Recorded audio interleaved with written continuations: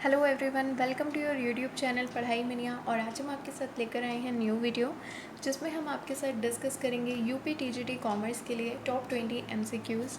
और आप भी मेरे साथ साथ सॉल्व करिएगा क्वेश्चंस, और जितने भी आपके सही होते हैं कमेंट बॉक्स में ज़रूर बताइएगा। और चलिए स्टार्ट करते हैं वीडियो। लेकिन उससे पहले अगर आपने अपने चैनल पढ़ाई मिनिया को सब्सक्राइब नहीं किया है तो प्लीज़ सब्सक्राइब ज़रूर करिएगा, अपने फ्रेंड्स के साथ चैनल को शेयर करिएगा। तो चलिए स्टार्ट करते हैं वीडियो। पहला क्वेश्चन है कोएफिशिएंट ऑफ कोरिलेशन। जो कोएफिशिएंट होता है कोरिलेशन का, वो हमेशा लाई करता है किन दो वैल्यूज़ के बीच में, तो वो लाई करता है -1 और +1 के बीच में।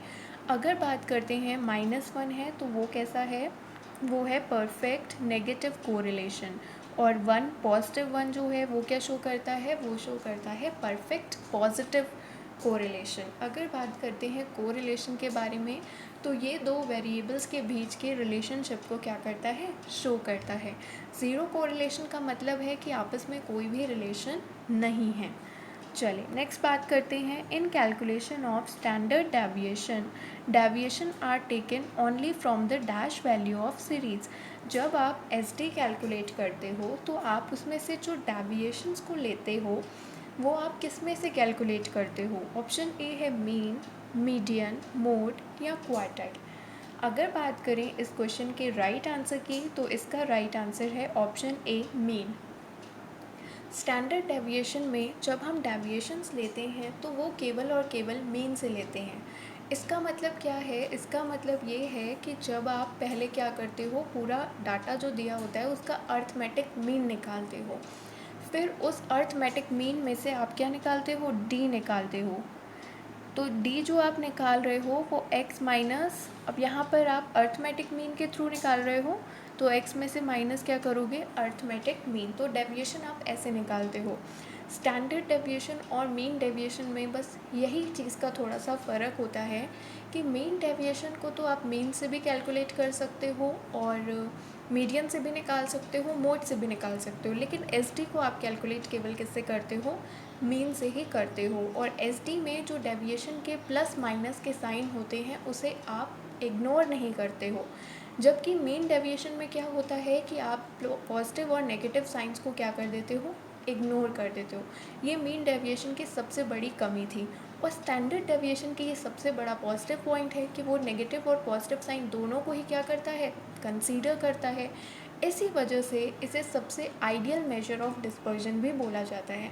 तो अगर आपसे पूछा जाएगा कि सबसे आइडियल मेजर कौन सा है डिस्पर्जन का, तो सबसे आइडियल मेजर है डिस्पर्जन का स्टैंडर्ड डेविएशन। नेक्स्ट क्वेश्चन पे चलते हैं। Application money shall be at least -% of face value. Application money कम से कम इतना प्रतिशत तो होना ही चाहिए फेस वैल्यू का। फेस वैल्यू को और किन किन नामों से जानते हैं, फेस वैल्यू को नॉमिनल वैल्यू के नाम से भी जानते हैं। बात करते हैं कि एप्लीकेशन मनी जो होना चाहिए वो कम से कम 5% फेस वैल्यू का होना चाहिए। तो एप्लीकेशन मनी की जल्दी से एंट्रीज रिकॉल करते हैं। पहली एंट्री बनती है bank account debit to share application account. फिर सेकेंड एंट्री बनती है share application account debit to share capital account. चलिए नेक्स्ट क्वेश्चन पे चलते हैं। इन इंडिया में 1 रुपी कॉइन जो है वो कौन मिंट करता है। तो इंडिया में नोट इशू का काम तो किसका है, वो तो आरबीआई का होता है। लेकिन आरबीआई जो है वो 1 रुपी कॉइन को मिंट करने का काम नहीं करता है। ये काम कौन करता है, ये काम करते हैं गवर्नमेंट ऑफ इंडिया करती है। बात करते हैं कि आरबीआई के बारे में कुछ। तो आरबीआई कब इस्टेब्लिश्ड हुआ था, आरबीआई इस्टेब्लिश्ड हुआ था 1 अप्रैल 1935 को। और ध्यान रखना है कि आरबीआई का हेडक्वार्टर कहाँ पे है, आरबीआई का हेडक्वार्टर है मुंबई में। आरबीआई नेशनलाइज्ड कब हुआ था, 1 जनवरी 1949 को। और आरबीआई के बारे में आपको ध्यान रखना है कि प्रेजेंट में आरबीआई के गवर्नर कौन है, तो इसका आंसर आप मुझे कमेंट बॉक्स में बताइएगा। चलिए अब हम आरबीआई के बारे में थोड़ा सा इम्पॉर्टेंट चीज़ें आपके साथ डिस्कस करेंगे कि आरबीआई के जो मेन फंक्शंस हैं वो क्या क्या हैं। चलिए लिखते चलिएगा आप लोग मेरे साथ ही कि आरबीआई के मेन फंक्शंस क्या क्या होते हैं। थोड़ा बहुत डिस्कस कर लेते हैं क्योंकि कई बार प्राइमरी फंक्शंस जो होते हैं वो ज़्यादा पूछे जाते हैं।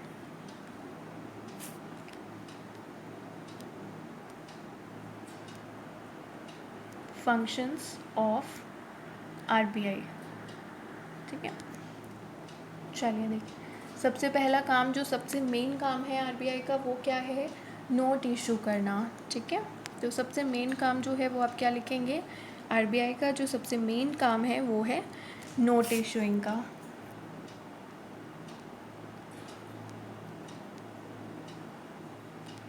फिर और जो मेन काम है इसका वो है banker to the government. Government के लिए ये क्या काम करता है, बैंकर का काम करता है। क्यों काम करता है, क्योंकि it carry out the all banking business of the government. Financially advice देना गवर्नमेंट को, उनकी बैलेंसेस को मेंटेन करना, और एजेंट के तौर पर भी काम करता है, एडवाइस करता है गवर्नमेंट को टाइम टू टाइम फाइनेंशियल और मॉनेटरी मैटर्स में। तो इस वजह से आरबीआई क्या है, आरबीआई जो है वो गवर्नमेंट के लिए बैंकर का काम करता है। और क्या है, बैंकों का भी बैंक है, बैंकर्स बैंक, ये भी आपको ध्यान रखना है। आरबीआई क्या है, बैंकर बैंक। और बात करते हैं तो और जो इसका मेन फंक्शन है, लेंडर ऑफ लास्ट रिजॉर्ट भी मैंने आपको लास्ट वीडियो में बताया था, क्लियरिंग हाउस भी बताया था। क्लियरिंग हाउस किसका काम होता है, क्लियरिंग हाउस भी आरबीआई का ही काम होता है। चलिए नेक्स्ट बात करते हैं, और आरबीआई के बारे में जो है वो मेन मैंने आपको बता दिया। चलिए जल्दी से एक बार रिकॉल करते हैं। करेंसी को इशू करना मेन काम है, बैंकर टू द गवर्नमेंट है, बैंकर्स बैंक है। मनी सप्लाई को कंट्रोल करना या फिर क्रेडिट को कंट्रोल करना, ये भी किसका काम है, सेंट्रल बैंक का काम है। फॉरेन एक्सचेंज का कस्टोडियन भी कौन होता है, आरबीआई ही होता है। नेक्स्ट क्वेश्चन है, रिजर्व बैंक एक्ट कब पास किया गया। तो रिजर्व बैंक एक्ट कभी भी 1935 मत लिख कर आइए, मतलब टिक लगा कर आइएगा, क्योंकि बहुत से बच्चों को लगता है कि आरबीआई एक्ट भी उसी टाइम आया होगा, लेकिन ऐसा नहीं है। तो आरबीआई एक्ट जो आया था वो कब आया था, 1934 में।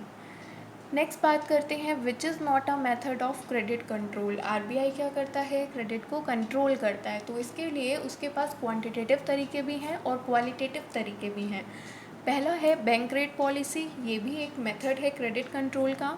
फिर है ओपन मार्केट ऑपरेशंस, तो ओपन मार्केट ऑपरेशंस भी है। क्रेडिट डिपॉजिट रेशियो, ऐसा कोई भी रेशियो नहीं होता है। क्रेडिट डिपॉजिट रेशियो जो है, ये वाला ऑप्शन आपका क्या है, रॉन्ग है। क्यों, क्योंकि क्रेडिट डिपॉजिट रेशियो जो है ये काम आरबीआई का, मतलब क्रेडिट कंट्रोल में मेथड नहीं है। सीआरआर भी है, वो भी क्या होता है, क्रेडिट कंट्रोल का एक मेथड होता है। अब हम बात करते हैं बैंक रेट क्या होता है। बैंक रेट वो रेट होता है जब सेंट्रल बैंक क्या करती है, कमर्शियल बैंक को लेंड करती है मनी। ठीक है, तो बैंक रेट वो रेट होता है जिस पर सेंट्रल बैंक कमर्शियल बैंक को पैसा देती है, लेंड करती है मनी लॉन्ग टर्म पीरियड के लिए। एक होता है रेपो रेट और एक है बैंक रेट। इन दोनों का मेन डिफरेंस क्या है, दोनों में ही आरबीआई कमर्शियल बैंक को लोन दे रहा है या पैसे दे रहा है, लेकिन जो रेपो रेट होता है वो शॉर्ट टर्म पीरियड के लिए है, और जो आपका बैंक रेट है वो क्या है, वो लॉन्ग टर्म के लिए है। तो इन दोनों में ये चीज़ आप ध्यान रखिएगा। नेक्स्ट बात करते हैं ओपन मार्केट ऑपरेशंस की। तो ओपन मार्केट ऑपरेशंस का क्या मतलब होता है कि जब गवर्नमेंट के सिक्योरिटीज़ को आरबीआई क्या करता है, बाय करता है और सेल करता है। ठीक है, एक बार फिर से सुनिएगा। ओपन मार्केट ऑपरेशन का मतलब होता है जब गवर्नमेंट की सिक्योरिटीज़ को ख़रीदा और बेचा जाता है सेंट्रल बैंक के द्वारा टू द पब्लिक। या तो पब्लिक से ख़रीदेगा, या तो कमर्शियल बैंक से ख़रीदेगा, या तो किसे बेचेगा, पब्लिक को बेचेगा, या तो कमर्शियल बैंक को बेचेगा। तो आरबीआई जब गवर्नमेंट की सिक्योरिटीज़ को क्या करता है, ख़रीदता है और बेचता है पब्लिक को या किसी कमर्शियल बैंक को, तो ये होता है ओपन मार्केट ऑपरेशंस। फिर बात करते हैं सीआरआर क्या होता है। सीआरआर होता है मिनिमम परसेंटेज, जो आरबीआई को, जो भी बैंक्स होते हैं उन्हें क्या करना पड़ता है, इतना मिनिमम परसेंटेज अपने डिपॉजिट्स का आरबीआई के पास रखना पड़ता है। ये क्या होता है, ये एक मिनिमम परसेंटेज होता है नेट डिमांड और टाइम लाइबिलिटीज़ का, जो कमर्शियल बैंक को किसके पास रखना पड़ता है, सेंट्रल बैंक के पास रखना पड़ता है, उतना मिनिमम परसेंटेज। और एक होता है एसएलआर। एसएलआर को बोलते हैं स्टैट्यूटरी लिक्विडिटी रेट। एसएलआर जो होता है वो सीआरआर से ज़्यादा होता है। एसएलआर में एक मिनिमम परसेंटेज कमर्शियल बैंक को रखना पड़ता है, लेकिन वो जो रखना पड़ता है ना मिनिमम प्रोपोर्शन, वो अपने पास ही रखना पड़ता है। सीआरआर में उससे वो प्रोपोर्शन किसके पास रखना पड़ता है, आरबीआई के पास रखना पड़ता है। लेकिन एसएलआर में कहाँ पे रखना पड़ता है, अपने पास रखना पड़ता है। सीआरआर में कैश के फॉर्म में रखा जाता है और एसएलआर में गोल्ड और गवर्नमेंट सिक्योरिटीज़ के फॉर्म में रखते हैं। ठीक है, चलिए नेक्स्ट बात करते हैं। पहला बैंक जो है इंडिया का, बैंक ऑफ हिंदुस्तान, वो कब इस्टेब्लिश्ड हुआ, तो वो इस्टेब्लिश्ड हुआ 1770 में। Next question, realisation account is prepared at the time of, realisation account कब बनाया जाता है, admission of a partner, retirement of a partner, death of a partner या डिसोल्यूशन ऑफ पार्टनरशिप फर्म। तो डिसोल्यूशन ऑफ पार्टनरशिप फर्म के time पर क्या बनाया जाता है, रियलाइजेशन अकाउंट बनाया जाता है। एडमिशन के टाइम पर, रिटायरमेंट के टाइम पर, डेथ के टाइम पर रीवैल्यूएशन अकाउंट बनाया जाता है। दोनों ही अकाउंट्स में क्या होता है, बहुत ही ज़्यादा डिफरेंस होता है। रीवैल्यूएशन अकाउंट का मतलब होता है एसेट और लाइबिलिटी को जब रीवैल्यू करा जाता है। मान लो एक एसेट थी 50,000 की और उसकी वैल्यू हो गई 60,000, तो रीवैल्यूएशन अकाउंट में क्या होगा, एसेट कितनी बढ़ी है, एसेट कितनी कम हुई है, लाइबिलिटी कितनी बढ़ी है, लाइबिलिटी कितनी कम हुई है। जो कम ज़्यादा होता है वो रीवैल्यूएशन में जाता है। लेकिन डिसोल्यूशन के टाइम पर जो रियलाइजेशन अकाउंट बनता है उसमें आपकी पूरी एसेट्स को ट्रांसफ़र किया जाता है और फिर बाय साइड में जो भी कैश रिसीव होता है उन एसेट्स को सेल करने पर वो रिकॉर्ड किया जाता है। तो रियलाइजेशन में क्या होता है कि पूरी एसेट्स, पूरी लाइबिलिटीज़ जाती हैं, लेकिन रीवैल्यूएशन में क्या होता है, रीवैल्यूएशन में आपकी रीवैल्यूड करी हुई जितना भी इंक्रीमेंट आया है, जितना भी डिक्रीमेंट आया है, वो सब वैल्यूज़ आती हैं। तो इसका राइट ऑप्शन क्या हो जाएगा, ऑप्शन नंबर डी। नेक्स्ट बात करते हैं लॉ ऑफ डिमांड के कौन कौन से फैक्टर्स जो हैं वो लॉ ऑफ डिमांड को अफेक्ट करते हैं। आई थिंक इसमें लॉ ऑफ डिमांड की जगह फैक्टर्स अफेक्टिंग डिमांड था क्वेश्चन में। चलिए देखते हैं कौन कौन से फैक्टर्स जो होते हैं वो डिमांड को क्या करते हैं, अफेक्ट करते हैं। तो बहुत सारे फैक्टर्स होते हैं डिमांड को अफेक्ट करने वाले। पहला है कॉमोडिटी का प्राइस। किसी भी कॉमोडिटी का प्राइस डिमांड को बहुत ही ज़्यादा क्या करता है, अफेक्ट करता है।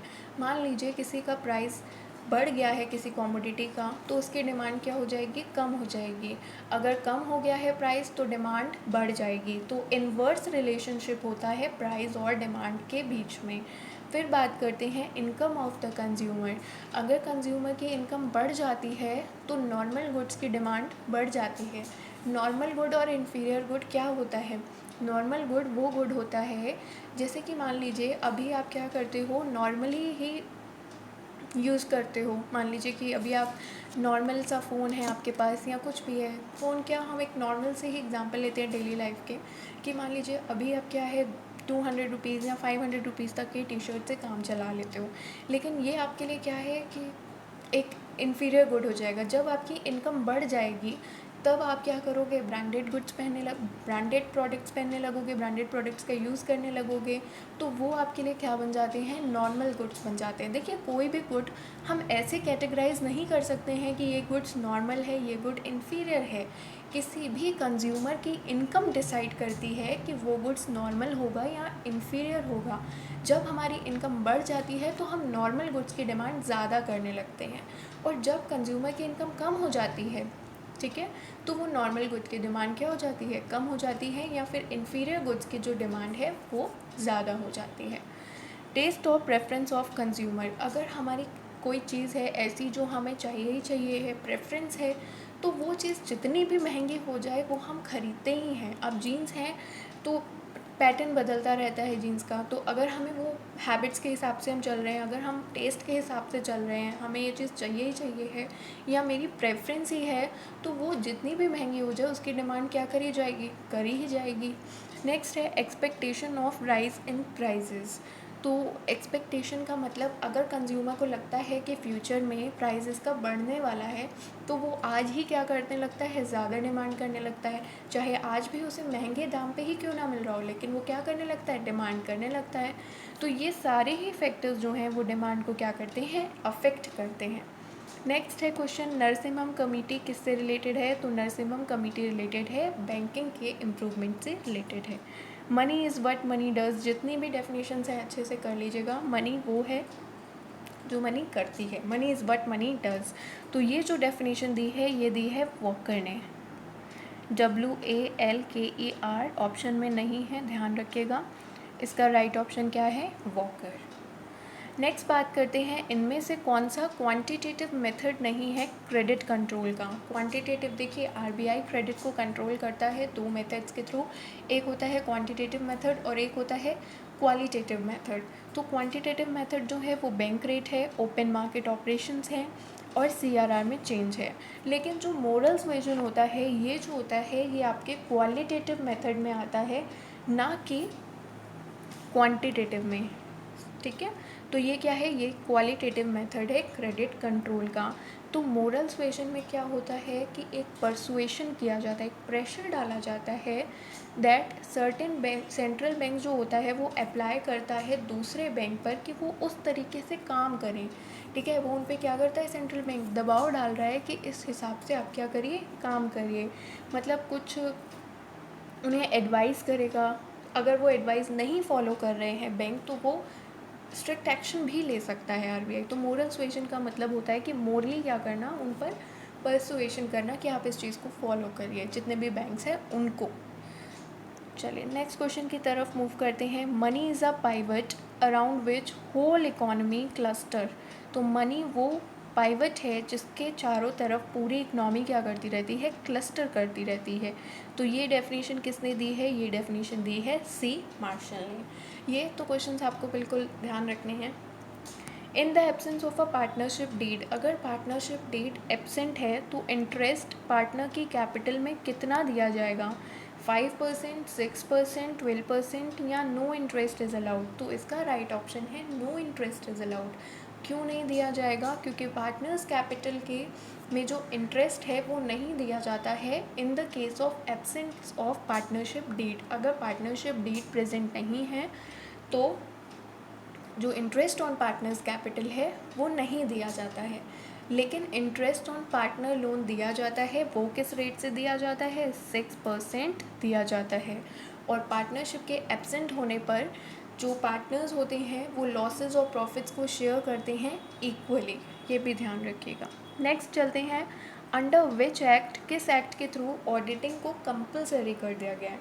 देखिए, ऑडिटिंग कंपलसरी किसके लिए है? जॉइंट स्टॉक कंपनीज़ के लिए है, पार्टनरशिप हो गया, सोल ट्रेड हो गया, इनके लिए ऑडिटिंग करवाना कंपलसरी नहीं होता है। तो ऑब्वियस सी बात है, जब पार्टनरशिप के लिए कंपलसरी नहीं होता है ऑडिटिंग कराना तो वो वाला एक्ट भी क्यों बोलेगा कि कंपलसरी है? अगर पार्टनरशिप एक्ट में ये बोल दिया जाए कि ऑडिटिंग कंपलसरी है तो पार्टनरशिप फर्म्स के लिए भी कंपलसरी हो जाएगा। तो इस वजह से जो पहला ऑप्शन है वो क्या हो गया? रॉन्ग हो गया। तो B option is right. Companies act 2013 में कंपनियों के लिए क्या बोला गया है? ऑडिटिंग करना उनके लिए कंपलसरी है। और किन के लिए कंपलसरी है? लोकल अथॉरिटीज़ के लिए कंपलसरी है, कंपनीज़ के लिए, बैंकिंग कंपनीज़ के लिए, इंश्योरेंस कंपनीज़ के लिए, लोकल अथॉरिटीज़ के लिए, पब्लिक ट्रस्ट के लिए। तो ये सब क्या है? इनके लिए ऑडिटिंग कराना कंपलसरी है। Next, auditing can be defined as, auditing क्या होता है? Preparation of book of accounts? No, इसका काम तो किसका होता है? बुक ऑफ अकाउंट्स को मेंटेन करना या बनाना, ये सब काम तो अकाउंटेंट का होता है। ये ऑडिटर का काम नहीं है कि बुक ऑफ अकाउंट्स को प्रिपेयर करना। ये किसका काम होता है? ये तो अकाउंटेंट का काम होता है। अच्छा, ऑडिटिंग के लिए जो हमें ऑडिटर चाहिए है उसकी एसेंशियल क्वालिफ़िकेशन क्या होनी चाहिए? कि वो एक चार्टेड अकाउंटेंट होना चाहिए। एग्ज़ाम में ये क्वेश्चन पूछा गया है, ध्यान रखिएगा। Examination of books of accounts, yes, उसे बुक्स ऑफ अकाउंट्स को एग्ज़ामिन करना पड़ता है और अपना ओपिनियन देना पड़ता है कि फाइनेंशियल जो पोजीशन है वो सही है, ट्रू और फेयर स्टेट पोजीशन दिखा रहे हैं फाइनल अकाउंट्स या नहीं दिखा रहे हैं। इसको ये क्या करना पड़ता है? चेक करना पड़ता है, एग्ज़ामिन करना पड़ता है। तो इसका राइट ऑप्शन क्या है? Option number B। CRR में C क्या होता है? तो C अभी मैंने आपको पीछे बताया, कैश रिजर्व रेशियो। CRR का मतलब वो मिनिमम प्रोपोर्शन जो भी कमर्शियल बैंक होते हैं उन्हें किसके पास रखना पड़ता है? अपने डिपॉजिट्स का आरबीआई के पास जो रखना पड़ता है वो सीआरआर होता है। अगर मान लीजिए सीआरआर का रेट बढ़ा दिया गया है, मान लीजिए कि आरबीआई ने अगर सीआरआर का रेट बढ़ा दिया है, तो ऐसे केस में मनी सप्लाई क्या होगी। देखिए, अगर सीआरआर का रेट बढ़ गया, इसका मतलब कि कमर्शियल बैंक को अब ज़्यादा पैसा किसके पास रखना पड़ेगा, आरबीआई के पास रखना पड़ेगा। क्या वो फिर आगे दे पाएंगे पब्लिक को, नहीं दे पाएंगे। तो सीआरआर बढ़ जाने की वजह से उनकी जो क्रेडिट क्रिएशन की पावर होती है कमर्शियल बैंक्स की, वो रिड्यूस्ड हो जाती है, या फिर ये बोल सकते हैं कि मनी सप्लाई क्या हो जाता है, कम हो जाता है। चलिए नेक्स्ट, इनकम और एक्सपेंडिचर अकाउंट कैसा होता है। तो इनकम और एक्सपेंडिचर अकाउंट ऑप्शन ए है रियल अकाउंट, बी है personal account, C nominal account, या D none of the above. तो अगर आपको इनकम और एक्सपेंडिचर के बारे में कुछ भी नहीं पता है तो भी आप थोड़ा सा दिमाग लगाएंगे तो भी आप इसे सॉल्व कर लेंगे, क्योंकि नॉमिनल अकाउंट का रूल क्या होता है, debit all expenses and losses, credit all incomes and gains. Income और एक्सपेंडिचर अकाउंट क्या होता है, इसे नॉन ट्रेडिंग कंसर्न जो होते हैं या फिर नॉन प्रॉफिटेबल ऑर्गेनाइजेशन जो होते हैं वो बनाते हैं। ये बिल्कुल ही प्रॉफिट एंड लॉस अकाउंट के जैसा ही होता है, लेकिन इसे क्या होता है, ट्रेडिंग कंसर्न नहीं बनाते हैं बल्कि नॉन ट्रेडिंग कंसर्न वाले बनाते हैं। इनकम और एक्सपेंडिचर अकाउंट एक्रूवल कंसेप्ट पे बनाया जाता है, और इसमें कैपिटल एक्सपेंडिचर्स को नहीं लिया जाता है, कैपिटल इनकम्स को नहीं लिया जाता है। जैसे पीएल अकाउंट बनता है सेम वैसे ही बनता है, लेकिन इसका ओपनिंग बैलेंस नहीं होता है। जैसे कि आप पीएल बनाते हो तो उसमें आपको ग्रॉस प्रॉफिट या ग्रॉस लॉस मिल जाता है, लेकिन इसमें आपको कोई भी ओपनिंग बैलेंस नहीं मिलता है। और इनकम और एक्सपेंडिचर का जो भी बैलेंस निकलता है, पीएल में तो नेट प्रॉफिट नेट लॉस निकलता था, इसमें क्या निकलता है, इसमें निकलता है सरप्लस या फिर डेफिसिट। सरप्लस कब निकलेगा, सरप्लस तब निकलेगा जब आपकी क्रेडिट साइड ज़्यादा हो जाएगी डेबिट साइड से, और डेफिसिट कब निकलेगा, जब आपकी डेबिट साइड ज़्यादा हो जाएगी क्रेडिट साइड से। ठीक है, और फिर ये सरप्लस और डेफिसिट को हम कहाँ पर लेके जाएंगे, इसको लेके जाएंगे लायबिलिटीज़ में, कैपिटल फंड में। वहाँ पे नेट प्रॉफिट और नेट लॉस को कहाँ लेके जाते थे, कैपिटल में लेके जाते थे, और इनकम और एक्सपेंडिचर में कहाँ लेकर जाएंगे, कैपिटल फंड में। कंफ्यूज बिल्कुल मत होइएगा। चलिए, इसका राइट ऑप्शन क्या है, option number C nominal account. और एक और अकाउंट बनता है नॉन ट्रेडिंग में, रिसीट्स एंड पेमेंट अकाउंट। ये एक तरीके से इसे समरी ऑफ कैश बुक बोला जाता है। रिसीट और पेमेंट अकाउंट कौन सा अकाउंट होता है, R for receipt, R for real account. तो ऐसे ध्यान रखिएगा, receipt and payment account real account होता है। नेक्स्ट क्वेश्चन है, the technique of carrot and stick. Technique जो है कैरेट और स्टिक की, वो किस बिजनेस ऑर्गेनाइजेशन में यूज़ किया जाता है, क्यों यूज़ किया जाता है। एब्सेंट को रिड्यूस करने के लिए नहीं, लीडरशिप के लिए नहीं, इफ़ेक्टिव कम्युनिकेशन के लिए बिल्कुल भी नहीं। इसका राइट ऑप्शन क्या है, मोटिवेशन। कैरेट एंड स्टिक का मतलब होता है कि कैरेट अगर मतलब कोई अच्छा काम कर रहे हैं तो उसे क्या दे रहे हैं, रिवॉर्ड दे रहे हैं, और स्टिक मतलब छड़ी, तो अगर कोई अच्छा काम नहीं कर रहा है तो उसे क्या दे रहे हैं, पनिशमेंट दे रहे हैं। तो कैरेट और स्टिक का मतलब होता है ये एक मोटिवेशन का सोर्स है। कैरेट जो है वो पॉजिटिव मोटिवेशन है, और स्टिक क्या है, ये नेगेटिव मोटिवेशन है। चलिए next question, mental revolution is the essence of. तो मेंटल रेवोल्यूशन जो है वो एसेंस है साइंटिफिक मैनेजमेंट की। मेंटल रेवोल्यूशन के बारे में बात करी थी एफ.डब्ल्यू. टेलर ने। मेंटल रेवोल्यूशन का मतलब क्या होता है, मेंटल रेवोल्यूशन का मतलब होता है कि जो भी मैनेजमेंट है और जो भी एम्प्लॉयज़ हैं उनको अपने माइंड या उनको अपनी थिंकिंग में क्या करना है, चेंज लाना है। क्या चेंज लाना है कि सारी चीज़ें जो होनी चाहिए वो कैसे होनी चाहिए, कोऑपरेशन से होनी चाहिए। तो ये जो है वो चेंज लेकर आना है। तो गाइस, ये थी आज की वीडियो। अगर आपको क्वेश्चंस अच्छे लगे हों तो प्लीज़ लाइक करिएगा video, and thank you for watching the video.